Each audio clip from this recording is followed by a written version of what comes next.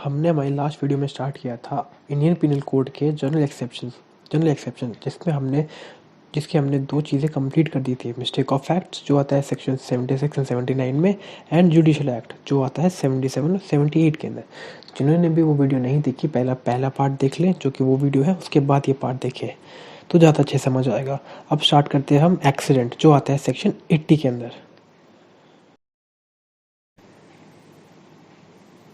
Accident जो कि आता है सेक्शन 80 के अंदर, इसके इंग्रेडिएंट से स्टार्ट करते हैं। Act must have been done by accident और मिसफॉर्चून, मतलब जो भी एक्ट हुआ है या कार्य हुआ है वो एक्सीडेंट या फिर मतलब गलती से हुआ होना चाहिए।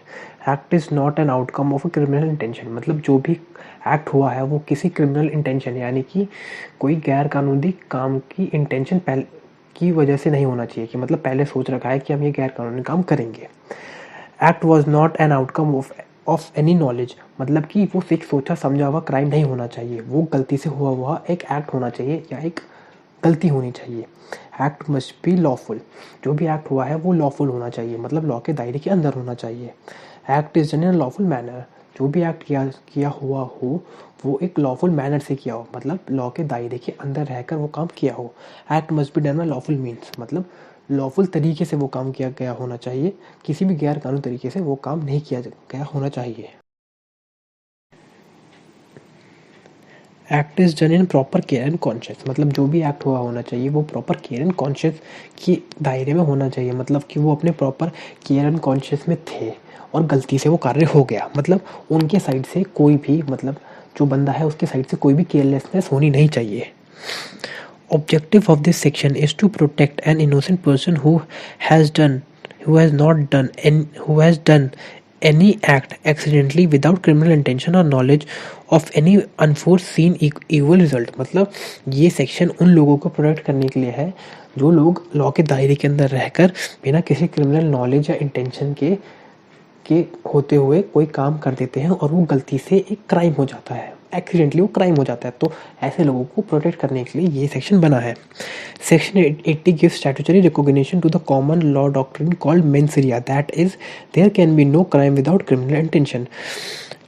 आपको सबको मेंस रिया तो पता ही होगा, जो लॉ ऑफ क्राइम्स आईपीसी के स्टार्टिंग में बताते हैं। मेंस रिया होता है कि मेंस रिया का मतलब है गिल्टी इंटेंशन, तो ये सेक्शन उसी मेंसिया पे लागू है कि कोई भी क्राइम बिना क्रिमिनल इंटेंशन की नहीं हो सकता। इसकी फेमस केसेस है स्टेट वर्सेस भूटाराम ऑन 4 सितंबर 2019 and Rajkaran Singh versus state of UP 7 जून 1999। ये केसेस आप देख लीजिएगा। सेक्शन 81 नेसेसिटी, इसके इंग्रेडिएंट्स देखते हैं। The act is done without criminal intention, मतलब ये एक्ट किसी भी क्रिमिनल इंटेंशन के बिना होना चाहिए, कि मतलब कोई भी गलत काम करने की मन में सोच नहीं होनी चाहिए ये करते हुए।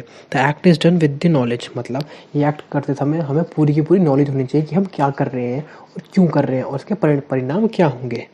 The knowledge is that the act will likely to cause harm to person और प्रॉपर्टी, नॉलेज इस चीज़ की होनी चाहिए कि जो हम ये काम कर रहे हैं या जो हम कार्य कर रहे हैं उससे किसी इंसान को या किसी प्रॉपर्टी को नुकसान होगा।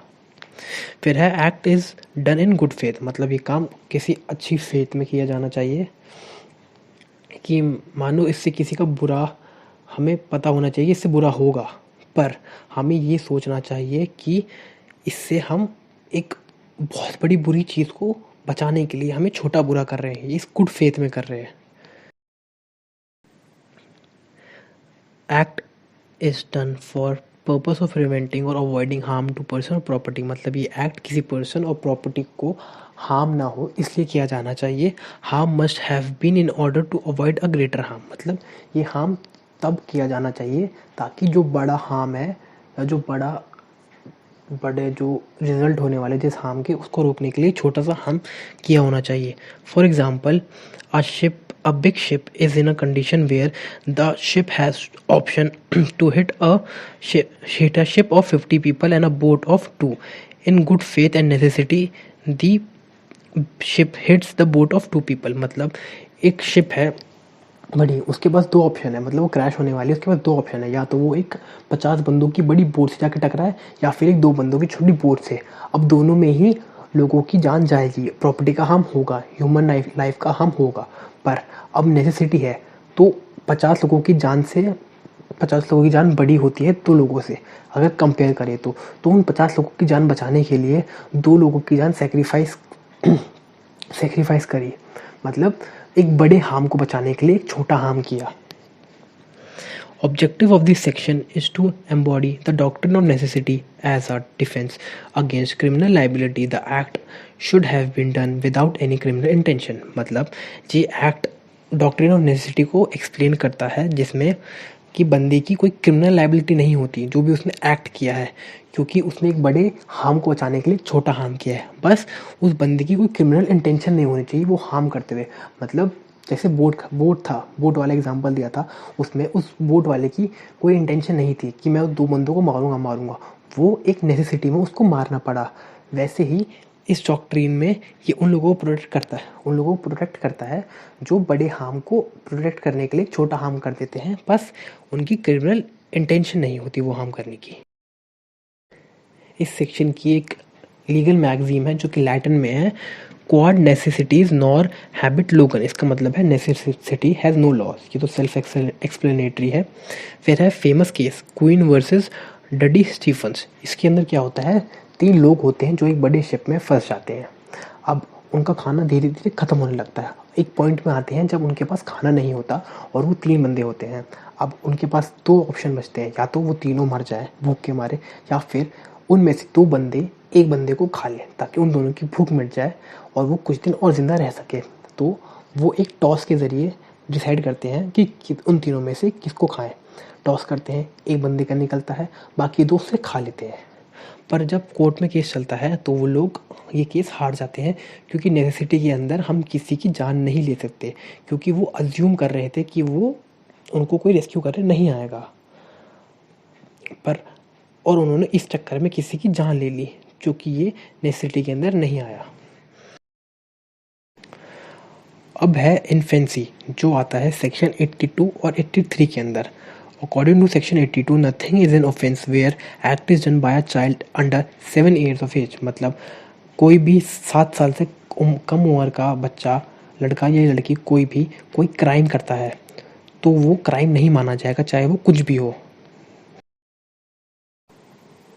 Dolly incapax means absolute incapacity for the crime less than 7 years of age. Presumption of law. Dolly incapax, that is, child has no distinction to distinguish right from wrong. Thus criminal intention does not arise. इसका मतलब कि जो भी 7 साल से कम का बच्चा है उसमें इतनी बुद्धि नहीं है कि वो गलत और सही में कोई चुन सके। तो जो कोई एक्ट करता है वो बच्चा, तो वो क्राइम नहीं माना जाएगा, क्योंकि उसके पास इतनी अभी बुद्धि या क्षमता नहीं है कि वो समझ सके क्या गलत है क्या सही। और क्राइम, हमें पता है, क्राइम तभी माना जाता है जब क्रिमिनल इंटेंशन हो, that is mens rea.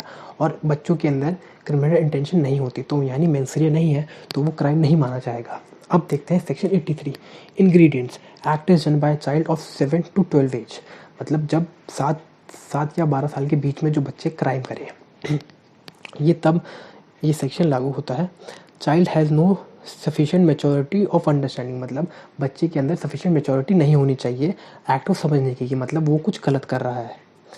Act does not understand the nature and consequences of the act. Child does not understand the nature and consequences of the act. मतलब जो बच्चा है उसको नहीं समझ आना चाहिए कि जो वो कर रहा है उसकी क्या कॉन्सिक्वेंसेज है, कि मतलब जो वो कर रहा है वो सही है या गलत है, उसके अंदर इतनी बुद्धि नहीं होनी चाहिए। Child does not understand the nature and consequences of the act. मतलब जो बच्चा है उसको जो काम कर रहा है उसकी क्या एंड रिजल्ट होने वाला है, या जो वो कर रहा है क्या सही है या गलत है, वो उसको समझ नहीं आना चाहिए। मटैलिथिया सप्लेट ऑक्टीनियम ऑक्टीनियम, इसकी प्रोनाउंसिएशन थोड़ी गलत हो सकती है, तो never mind. This means if proven to have sufficient maturity of understanding liability arises. इसका मतलब है कि अगर पूरी मेच्योरिटी है एक्ट समझने की या बच्चे के अंदर मैच्योरिटी है कोई एक्ट समझने की, तो लायबिलिटी राइज होती है उस बच्चे की कि उसने वो क्राइम किया है। Objective of the above two sections are to protect children from the liability of punishment if they have committed any wrongdoing without knowing its consequences। मतलब अगर कोई बच्चे से कोई क्राइम हो जाता है पर उसको उस बच्चे को इतनी बुद्धि नहीं है, इतनी समझ नहीं है कि जो वो कर रहा है वो गलत है या सही है, तो वैसे ही इन बच्चों को बचाने के लिए ये अबव दो जो सेक्शन है वो दिए हैं ताकि उन पे कोई पनिशमेंट या कुछ भी अप्लाई ना हो और वो बच जाए, क्योंकि उनके अंदर क्रिमिनल इंटेंशन नहीं है, मेन सीरिया नहीं है उस एक्ट में। इसके फेमस केसेस है उल्ला महापात्रा केस एंड अब्दुल्ला शत्तारास केस, ये आप लोग देख लीजिएगा।